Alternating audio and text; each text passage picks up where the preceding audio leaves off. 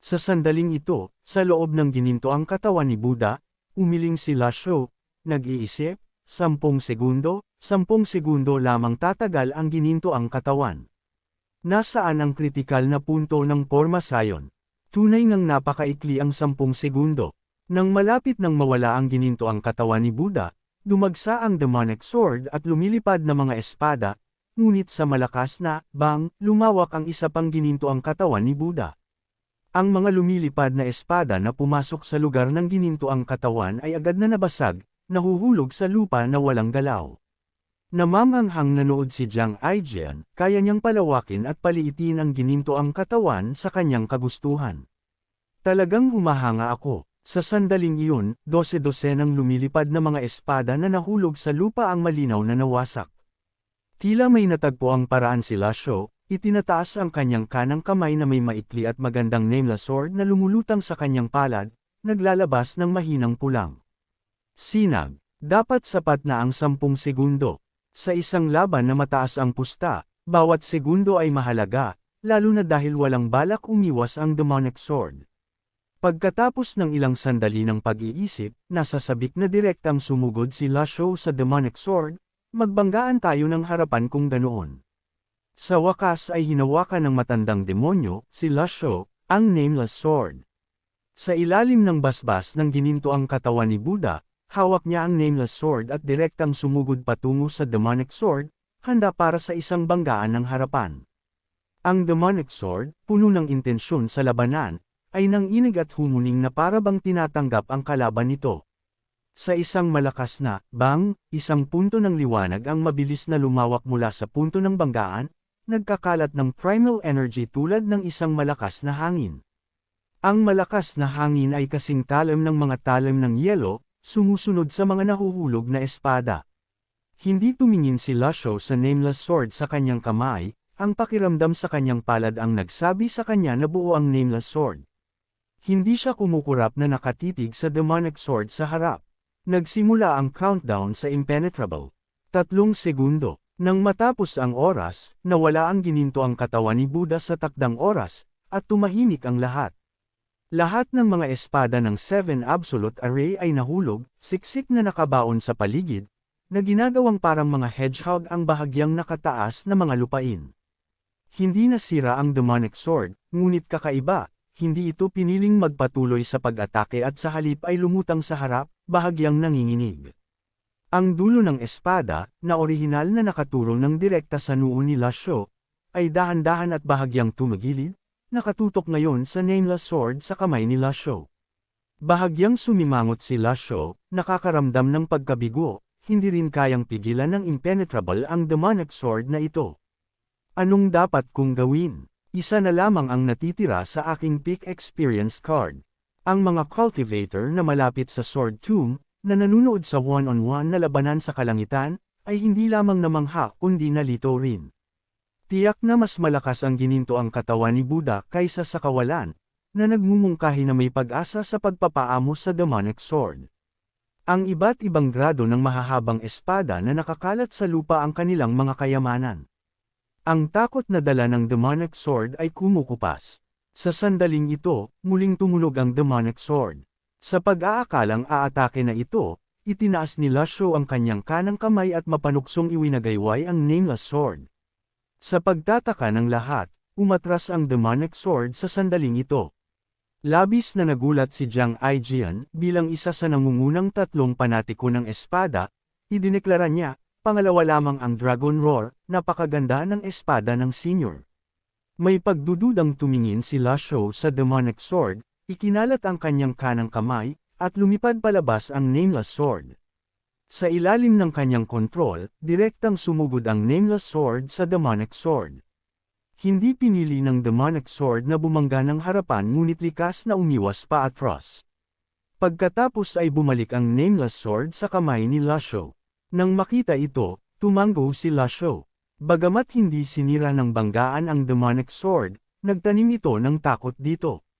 Medyo kakaiba ang senaryong ito. Muli niyang itinapon ang nameless sword, dahil natatakot ang demonic sword sa nameless, panahon na upang palayain ng nameless ang karapat-dapat nitong kapangyarihan.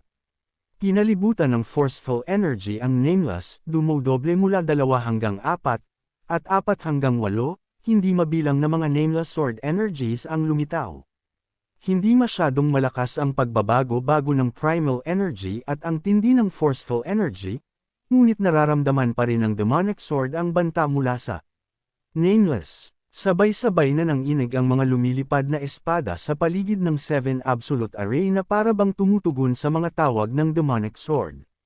Sa isang iglap, mabilis na lumipad sa himpapawid ang lahat ng lumilipad na mga espada, bawat isa ay patungo sa hindi kilalang target.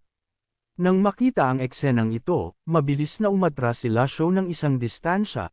Iniisip na sa pagkakataong ito ay masyadong malayo na ang narating at maaaring kailanganin niyang gumamit ng isa pang impenetrable talisman kung kinakailangan.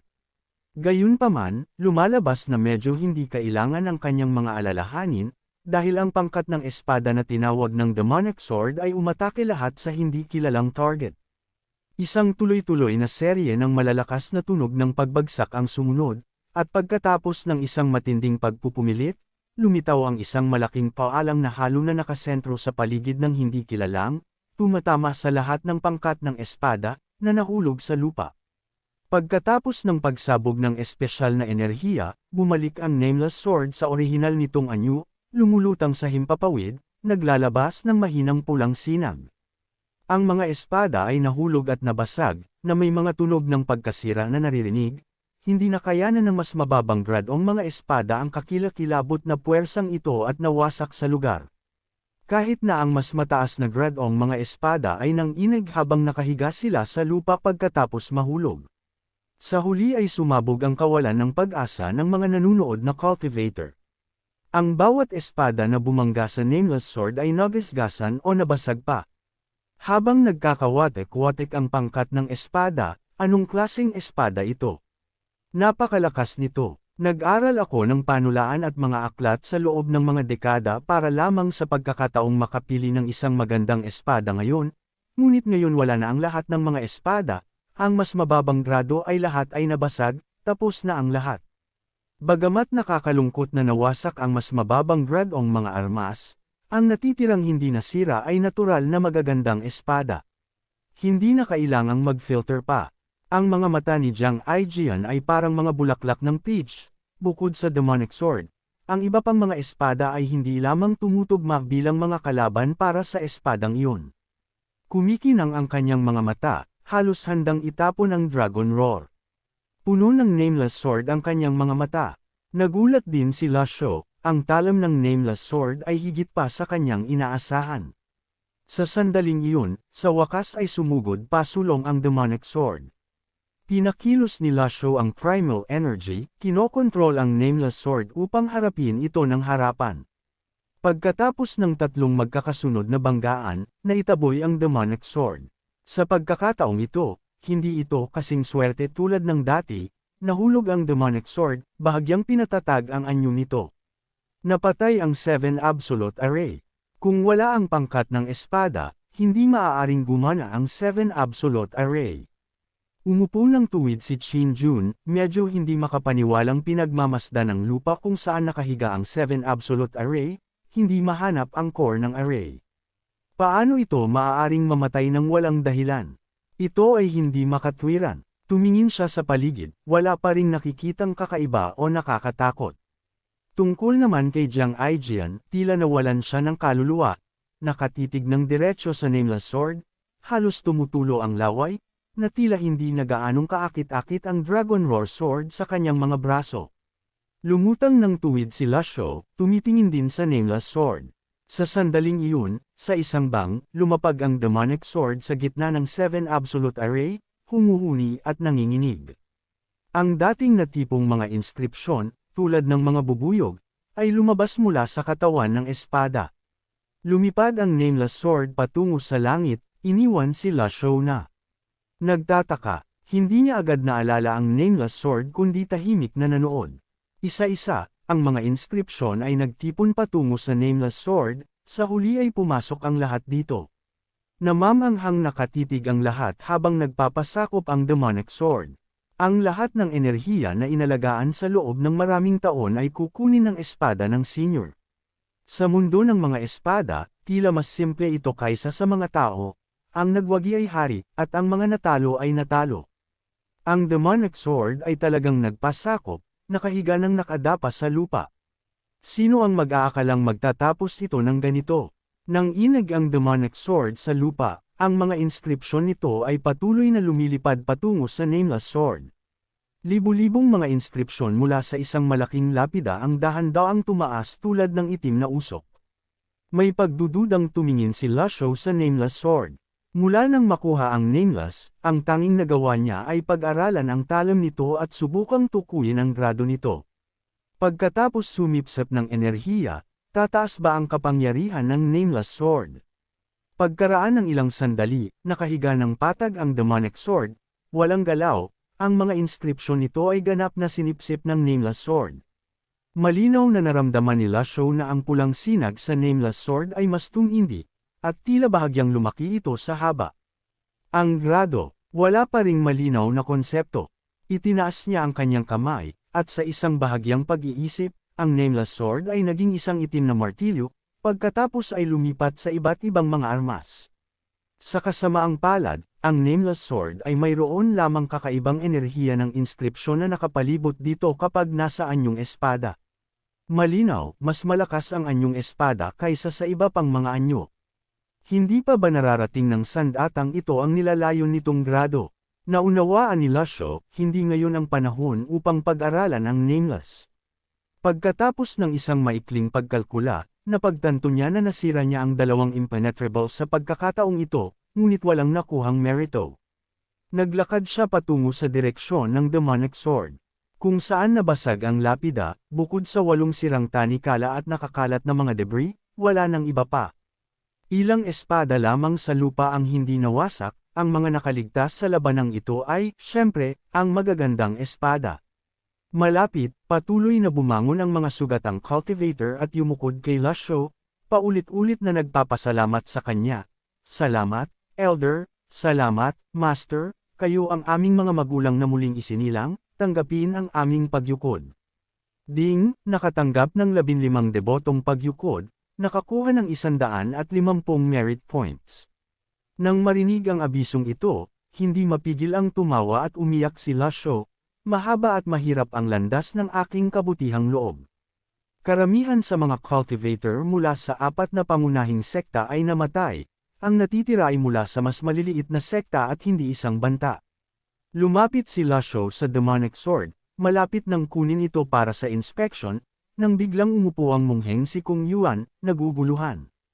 Nanlaki ang kanyang mga mata habang tumitingin siya sa paligid, at nang makita ng malinaw ang eksena, ang kanyang ekspresyon ay naging isa sa hindi paniniwala. Anong nangyari? Gaano katagal ang lumipas? Wala na ang 7 absolute array, at nakahiga sa lupa ang demonic sword. Naaalala ko na ngayon, pumunta ako upang kunin ang demonic sword. Bulong ni Kung Yuan sa kanyang sarili. Sa panahon ng labanan, natamba siya ng demonic sword, sa kabutihang palad ay pinrotektahan siya ng mga Buddha beads mula sa isang nakamamatay na atake. Ikaw, ang ekspresyon ni Kung Yuan ay nagbago mula sa sorpresa patungo sa galit, ang kanyang double determination seal ay nanginginig at namumulaklak. Hinimas ni Lasho ang kanyang balbas at ngumiti, walang kamalayan si Kung Yuan sa nangyari, ngunit ang demonic sword ay isang bagay na determinado siyang makuha. Walang sino man ang hahawak sa kung ano ang akin. Wala akong pakialam kung paano mo sinira ang 7 absolute array, dapat kong dalhin ang demonic sword na ito sa akin. Sa totoo lang ay hindi inaasahan ni Lasho na natuwa at umasa sa pagkaligtas ni Kung Yuan. Itinaas ni Kung Yuan ang kanyang palad at sinabi, tanging ang may kakayahan ng makakakuha ng pagpapahalaga ng matandang benefactor. Umiling si Lasho ng walang ekspresyon, sinabi ko na, ang Zen ay Zen, at ang demonyo ay demonyo. Ang Zen na pumasok sa demonyo ay hindi tunay na Zen. Tinuturuan mo ba ako kung paano mag-cultivate? Sarkastikong tumawa si Kung Yuan at hindi binawi ang double determination seal, sa halip ay nagpakita ng isang mapanlait na ekspresyon. Ang Demon Zen ng Zhuo Xinchang ay laro lamang ng bata, paano ito maihahambing sa akin? Sa mundong ito, ako lamang ang maaaring mag-cultivate ng Demon Zen. Ako ang nangunguna sa Demon Zen, sino ang nangangahas na umangkin ng pangalawa? Nang makita ito, bahagyang sumimangot si Lasho, huminto, at nagsalita ng isa-isa, palaka sa balon. Ituturo ko sa iyo kung ano ang Demon Zen.